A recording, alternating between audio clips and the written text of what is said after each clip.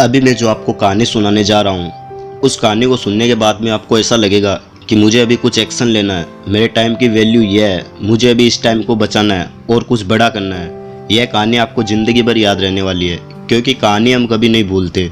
कहानी हमें ज़िंदगी भर याद रहती है।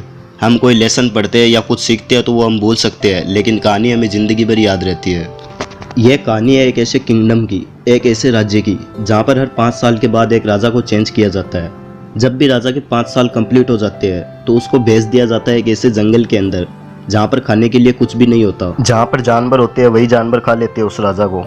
उसके बाद एक राजा के 5 साल कंप्लीट होने ही वाले होते हैं। उस राजा को नए कपड़े पहनाए गए, उसको हाथी पर बैठाया गया। उसके बाद उसको गुड बाय कहने के लिए बोट पर बैठा दिया गया, जहाज पर बैठा दिया गया।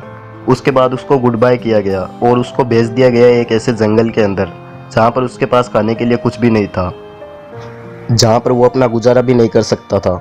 तो जैसे ही वो राजा भेज दिया जाता है, उसके बाद वो सोचता है कि अब नया राजा कौन बनेगा हमारे राज्य का। तो उसको पता होता है कि हमारे राज्य में एक बंदा ऐसा है जो बहुत होशियार इंसान है और उसको राजा बना देना चाहिए। तो जैसे ही गांव के सारे लोग जाते हैं उस इंसान के पास में और रिक्वेस्ट करते हैं उस इंसान से कि क्या आप हमारे राजा बनोगे, तो वो इंसान मना कर देता है, क्योंकि उसको सारी बातें बताई जाती है कि हर 5 साल के बाद, यानी आपके जब 5 साल पूरे हो जाएंगे तो आपको एक ऐसे जंगल के अंदर भेज दिया जाएगा, वहाँ पर जो जानवर है वही आपको खा लेंगे, यानी वहाँ पर जीवन नहीं है। तो लोगों ने काफ़ी बार उस इंसान से रिक्वेस्ट की कि प्लीज़ आप हमारी जगह के राजा बन जाओ, आप बहुत होशियार हो, आप बहुत अच्छी तरह से इस जगह को चलाओगे और आप सबका ध्यान भी रखोगे। सब लोगों की इतनी रिक्वेस्ट करने के बाद उस इंसान ने हाँ कर दी और इस बात को भी स्वीकार कर लिया कि जैसे ही मेरे 5 साल कंप्लीट हो जाएंगे तो मैं ऐसी जगह भेज दिया जाऊंगा जहाँ पर जीवन नहीं है। तो जैसे ही वो इंसान राजा बन जाता है तो 3 दिन के बाद वो राजा अपनी जगह के लोगों को बोलता है कि वो कौन सी जगह है जहाँ पर आप 5 साल कंप्लीट होने के बाद भेज देते हो उस राजा को। तो वो राजा जाता है अपने लोगों के साथ उस जंगल में और विजिट करता है। विजिट करके देखता है कि वहाँ पर बहुत सारे राजाओं की बॉडीज़ पड़ी है, बहुत सारे राजाओं की बहुत ज़्यादा लाशें पड़ी है। वो इतना घना जंगल है, वहाँ पर अलग अलग तरह के जानवर है। यह सब कुछ देखने के बाद राजा का चलता है दिमाग।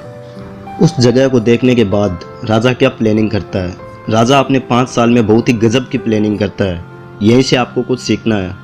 जब राजा जंगल में जाकर देखता है तो देखता है कि यह बहुत ही घना जंगल है, यहाँ पर बहुत जानवर है। उसके बाद राजा प्लानिंग करता है कि मुझे इसके लिए कुछ करना होगा और मुझे 5 साल के बाद इस जंगल में तो कतई नहीं आना है। उसके बाद राजा खेलता है अपना खेल। उसके बाद वो अपना दिमाग चलाता है।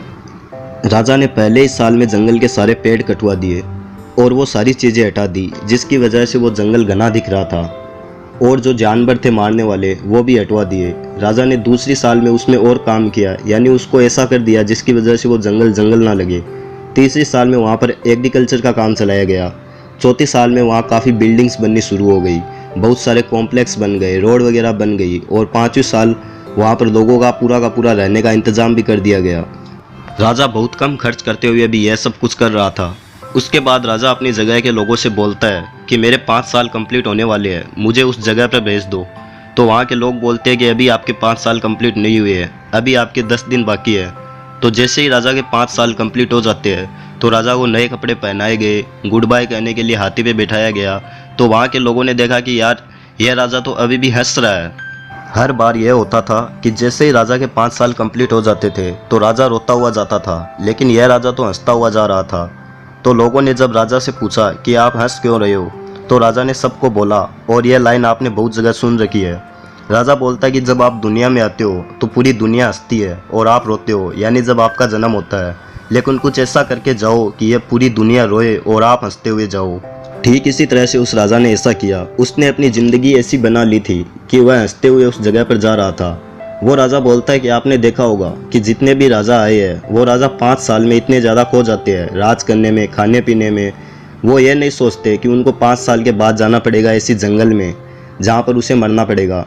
लेकिन मैंने 5 साल में अपनी उस जगह को भी ठीक किया। मुझे यह पता था कि मुझे 5 साल के बाद कहाँ भेजा जाएगा।